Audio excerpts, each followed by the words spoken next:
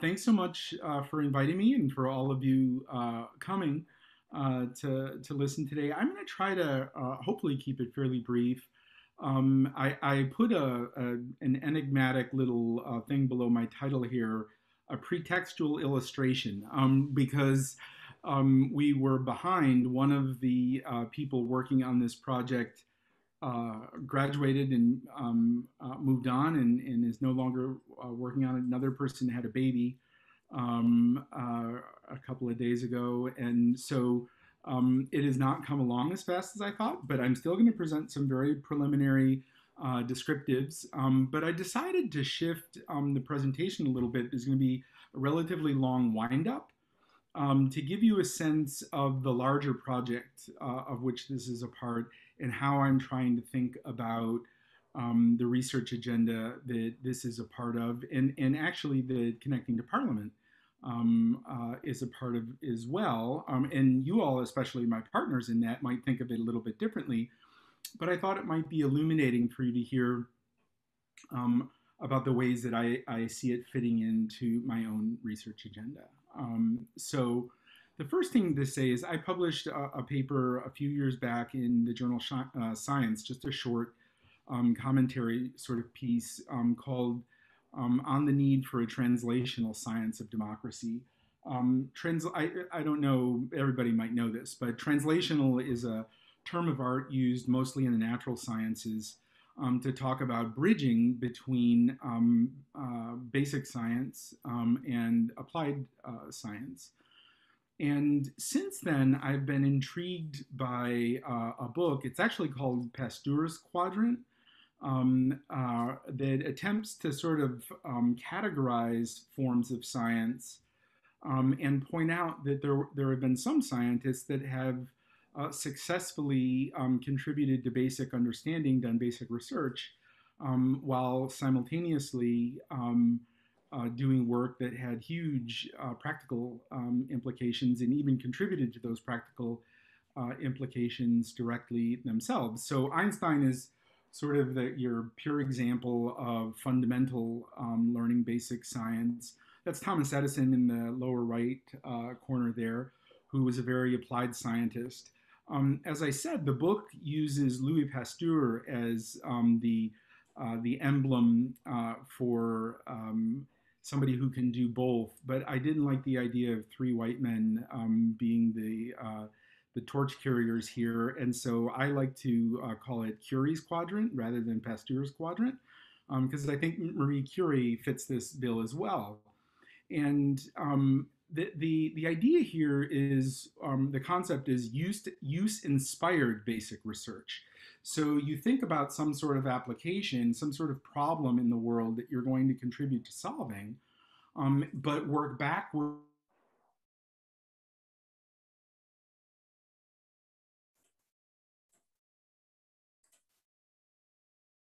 Some of it can be basic research that grows out of considerations of use. This is, there's been a lot of talk about deliberative systems lately, as all of you are familiar with. This is my particular quirky take on deliberative systems that goes back to my dissertation, a paper I published in 2005 in my 2015 book. It's a little bit different from the sort of consensus piece on the deliberative system and some of the work that was done in the book on deliberative systems. In particular, I tried to derive my model pretty tightly from Habermas's 1996 book, Between Facts and Norms. And so that's why you get this divide between the strong public sphere and the weak public sphere, and mediation between them and communication between them. And most of the mediation and communication flows through parties, interest groups, and the media more generally, and the parties and interest groups work through the media.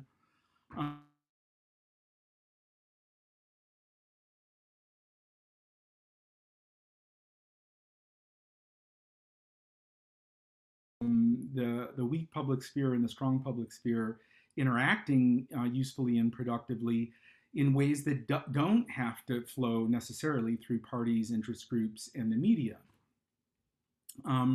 And so this red oval here is the sort of focus of research in the deliberative system that I'll be talking about today. And in particular, many of you know about my work on connecting to Congress. And so I just want to briefly talk about how the C2C project and some of its variants are related to what I was talking about before in terms of use-inspired basic research. And so, for example, the main Connecting to Congress project is really about the fundamental motivations of actors in politics, whether they be regular rank and file citizens or elites, elected officials, and in particular, whether those motivations have become fundamentally changed and distorted by the problem of scale in democracy. That modern democracies are vastly larger and present much more attenuated connections between people and their government. And so, in particular, in some of our early work, the 2010 American Political Science Review piece, we tried to look at fundamental motivations behind citizens not engaging when they don't engage. And the popular explanation then was stealth democracy, that people hated politics and wanted to live their private lives. We countered and said it was more frustration than apathy, and the belief that their participation wouldn't make a difference. And that if you convinced people that in fact their participation would make a difference, and they were talking to empowered decision makers in a thoughtful way, that they'd want to participate. The current incarnation of Connecting to Congress is much more focused on the motivations and behaviors of the members of Congress that we're studying. And in particular, there's a lot of work in the United States and other democracies as well, but my main evidence is in the United States, is that elected officials are largely unresponsive to average citizens. They're much more responsive to the wealthy, the powerful, people who can buy the loudest megaphones and hire the most expensive lobbyists. And so the big question on the current incarnation of the C2C project is whether that's really rooted in indifference. They don't care about what their average citizens, their average constituents think, or whether it's really a matter of ignorance. So the move here is really similar to our critique of stealth democracy. We claim that the common political science explanation that it's really indifference, people are going where the money is observationally equivalent here, because on the vast majority of issues, and there's a lot of evidence accumulating about this, that the average elected official has no clue where their average constituent lies. They can't afford to do polling.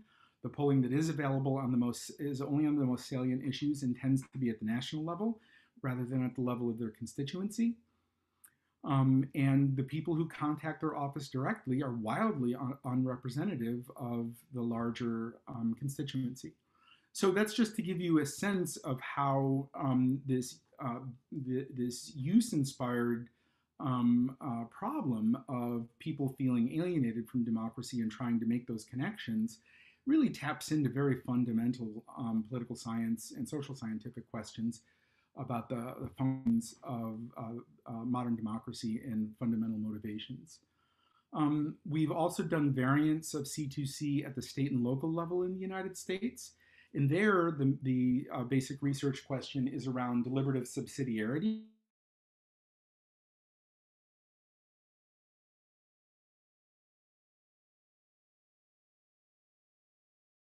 And a belief that to the extent that you can devolve politics and policy to lower levels, that you're better off doing so. And we want to test that. Again, we're not sure if that's really true or whether it's an artifact of there being less of a scale issue where people are able to intervene more. And we're actually finding some evidence that all else equal, people actually prefer higher level issues where they're a little bit less directly interested some of the time in terms of their own benefits or burdens.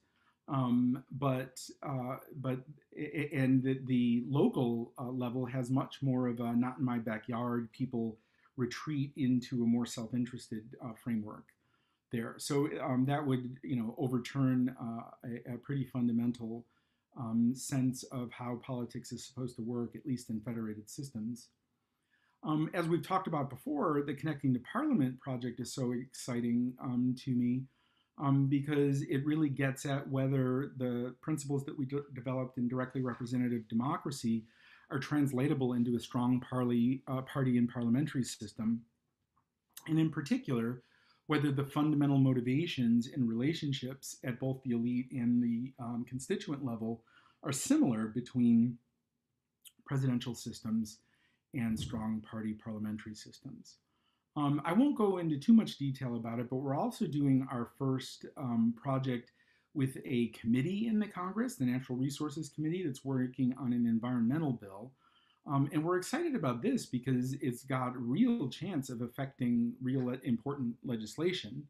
But one of the things that we're really running into there is the tension between movement politics and deliberative politics. We're working with people in the environmental justice movement who have been working on these issues for years and years and years. And they're actually a little bit hesitant about bringing deliberative consultation in that they don't necessarily want to hear what a wide sample of people think about the issue. They feel like there are basic justice questions at stake, and that the people in their movement have really dug in on the issues, and that they're the ones whose interests and views should be represented rather than informed public opinion in a more general sense. We also just got a big grant from the US Department of Education to bring our C2C model into high school civics classrooms. And the basic science research question there is linked to what happens to be Ohio State's motto, which is Disciplina in Civitatem, or education for citizenship. And in particular, what the key elements of an education for citizenship consist in, what makes for a good citizen and what makes for political socialization that leads to behaviors of good citizens over time. And we think that that's, again, at the foundation of any study of democracy, or for that matter, any large modern regime. The sixth variant, or fifth variant, is the one that I'll be talking a little bit about more in a minute, which is the Connecting to Congress events that we ran after COVID hit, and in particular,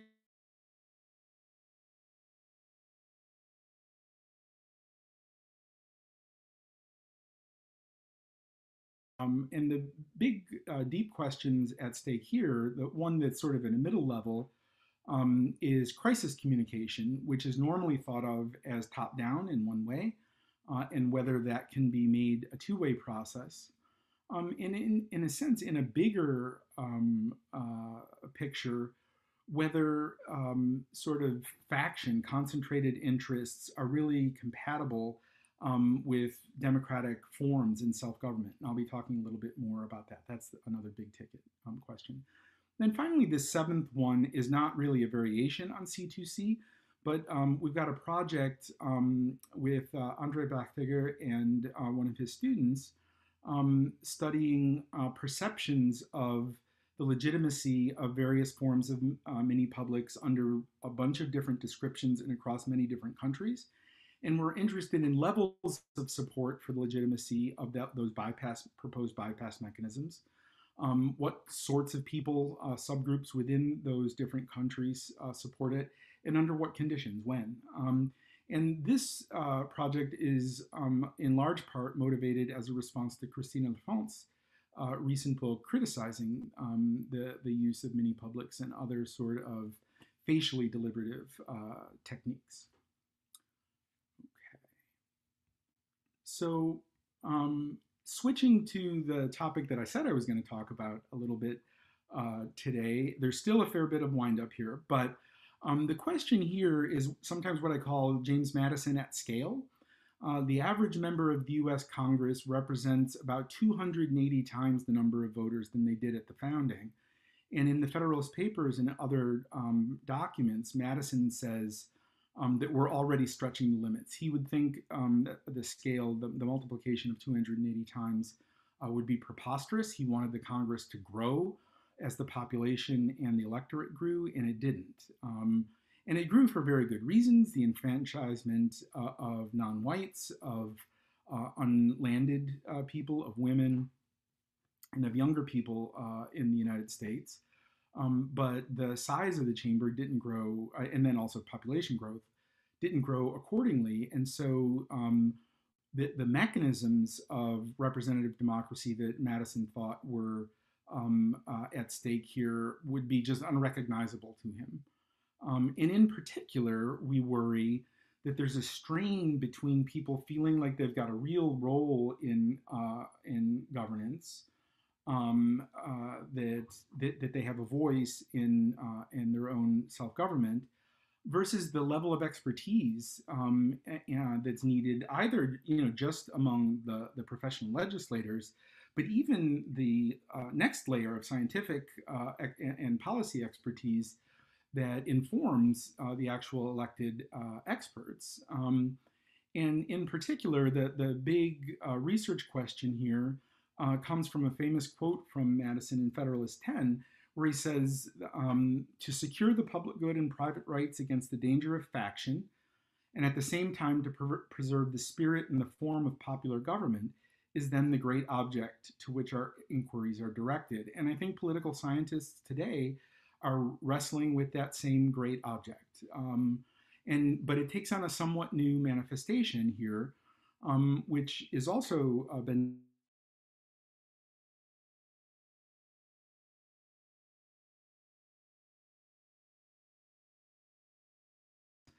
and the need for democratic control in the way that that sense of alienation can create room for populists of the sort that we're seeing popping up all along the globe, and that many people think Donald Trump was an avatar for. And so the cycle between technocracy and lurches between technocracy and populism and ensuing legitimation crises, I actually think is what's at stake in the COVID crisis.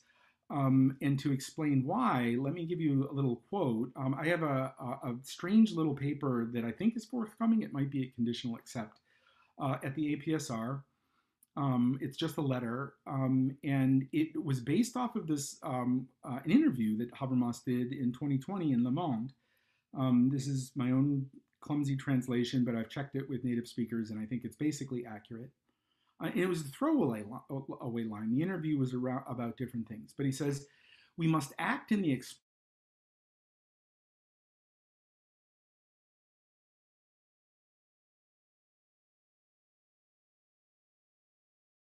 experts who advise them.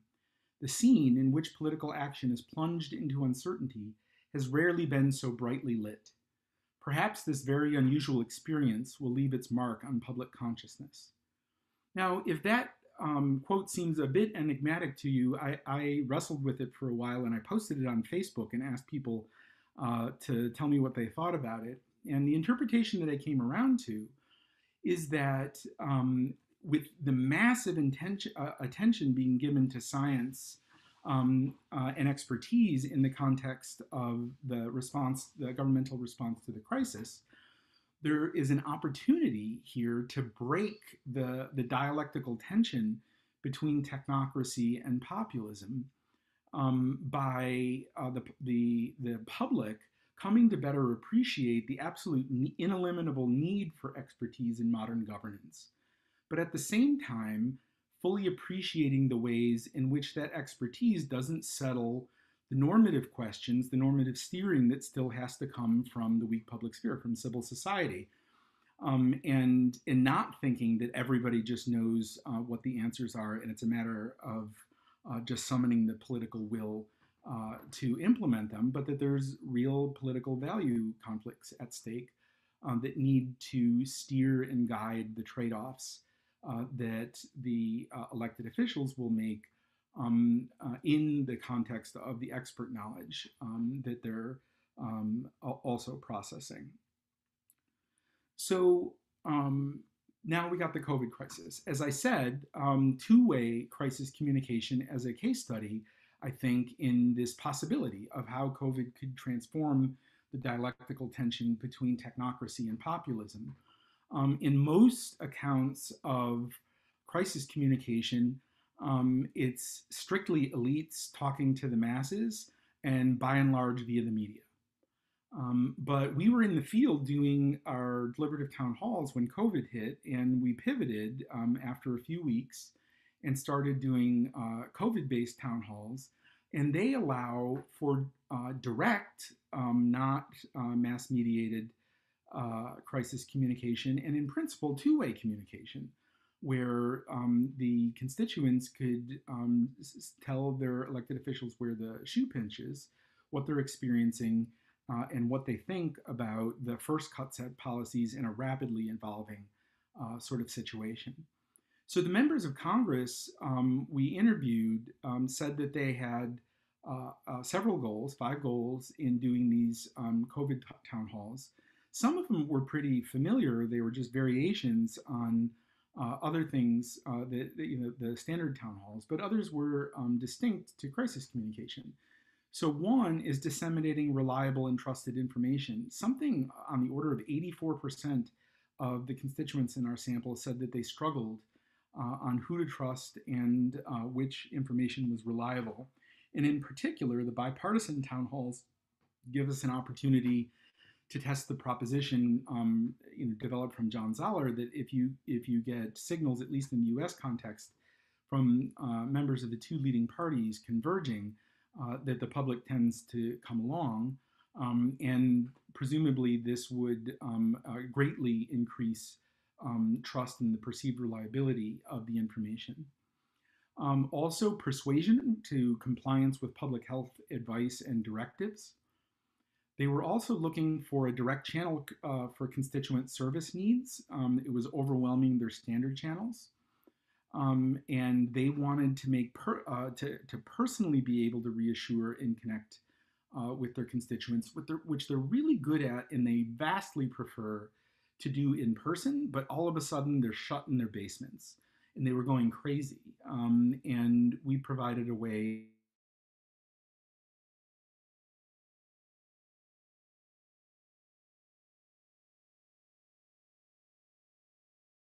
assuring and valuable as well. And then the fifth one is really the most interesting and unusual, which is the ability to get rapid considered feedback on both the enacted responses and proposed responses as the situation evolved. And so that's really what we're studying in this particular paper, such as it is. There's not that much of a paper yet. Okay, so direct town halls, or deliberative town halls is direct crisis communication, cutting out the middleman here. Just a little bit of a description of what we did. We had 3 bipartisan town halls, deliberative town halls. All of them had experts, public health experts, and or experts on unemployment insurance, where to get social services, things along those lines during the crisis. One thing that is important to note here is that all 3 of the Republicans in the bipartisan town halls were fairly moderate, 2 of them notably moderate. One of them was more conservative.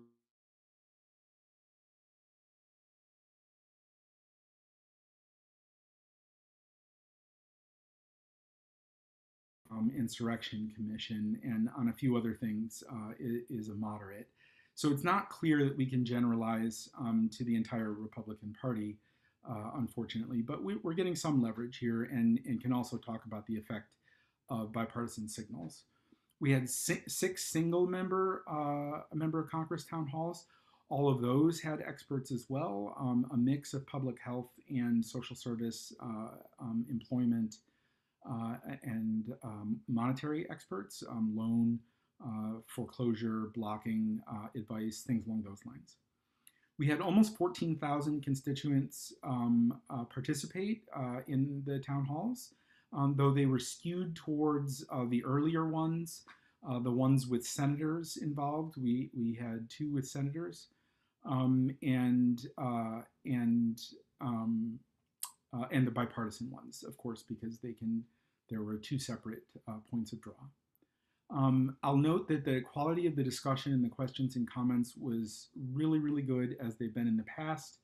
Only 8% of the questions or comments were determined to be off topic, and exactly zero, not 0%, the number zero, were considered vulgar, abusive, trolling, or other sorts of aggressive behavior that you see in standard face-to-face interactions pretty often.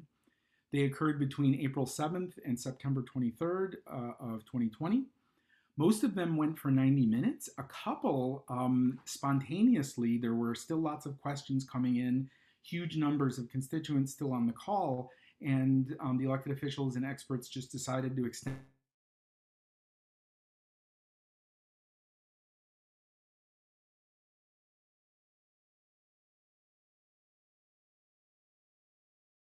minutes in or more at much higher rates than you typically see in these sorts of situations.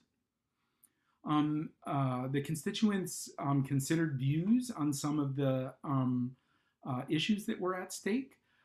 Despite having a pretty good balance of Democrats and Republicans among the constituents, 74% said that it was a wedge question, that we should be more careful about opening too soon than waiting too long for the economic impact. They erred on the side of public health conservatism, being small c conservative vis-a-vis public health issues. As to who decides when various sorts of restrictions get lifted and what sort of policies get put into place, experts were preferred quite a bit over the elected officials, and the more local the either elected officials or experts were, they were preferred as you got further away into at the state or national level. Some policies that were very, very popular were invoking the Defense Production Act, which is an obscure American law that allows you to nationalize industry, basically, to throw money at testing aggressively. They were not worried about deficits and things along those lines. They also, it was very popular to subsidize the sub-federal governments that were bearing the brunt, so states and localities, which became a partisan flashpoint. But upon deliberation, large majorities preferred federal transfers, again, being generous in making sure that the sub-federal entities didn't run out of money. Things that were less popular was expansion of liability protections, and being aggressive in court decisions on opening schools and churches, striking down local decisions about church restrictions on the number of people at places of worship and local school board decisions. 81% of participants felt like they had a better understanding of how to keep themselves, their family, and their community safe, which is a pretty high number if you think about it.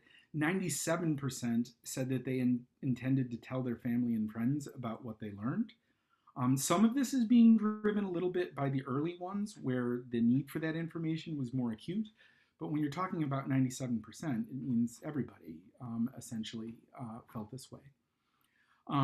They also reported the intent to be more compliant in their behavior. We don't have actual behavioral measures of that, but they said that they were going to be on the exit surveys and interviews. And we have some preliminary indications that the bipartisan events were more effective across the board, largely by bringing anti-partisans in the audience, people who would have been anti-partisans in the audience, along at higher rates. Not exactly an earth-shattering finding, but useful to document nonetheless.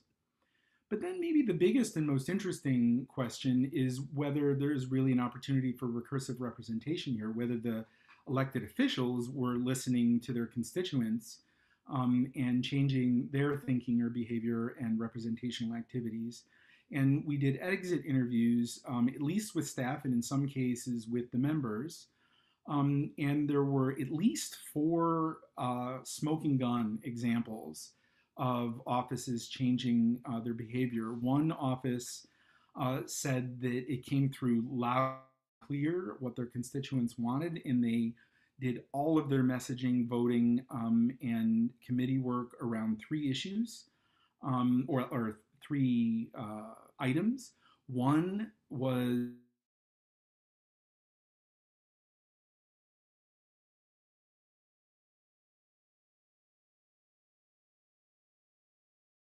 savagely against that, and they committed to not doing it, to being very science driven, at least after the deliberative town halls. There was massive support for the scientific community and agencies, even among Republicans. And that the main policy goals should be focused on trying to lessen the tension between the public health and economic consequences. That's really where the creative thinking, policy thinking, had to come into play. Another member literally said that they switched their support for one of the pending bills based on the town hall and moved towards one that was offered by a group called the Problem Solver Caucus, which is a bipartisan centrist group in the Congress. And this member of Congress that we spoke to directly said that they just changed their mind. They switched what they were supporting based on their constituent feedback. That was maybe the most direct smoking gun, or the most obvious smoking gun.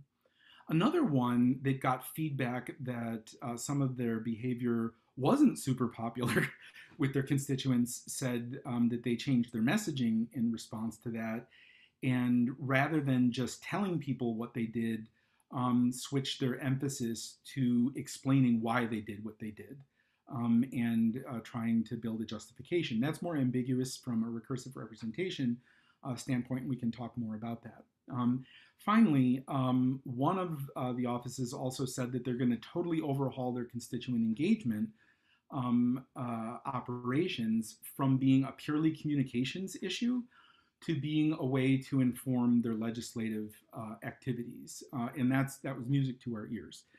We were really excited about that. And that speaks to this question of whether they're not responsive to their average constituents because they don't care, or because they feel like they've got no reliable way of getting a good take on what their constituents think. At least this office felt like this technique really allowed them to do that, and they were willing to change the entire internal organization of their office to do it. Okay, that's it. So I just want to say thank you to Francesco for inviting me and organizing everything, to all of you for your time and attention, and in advance for your questions and comments.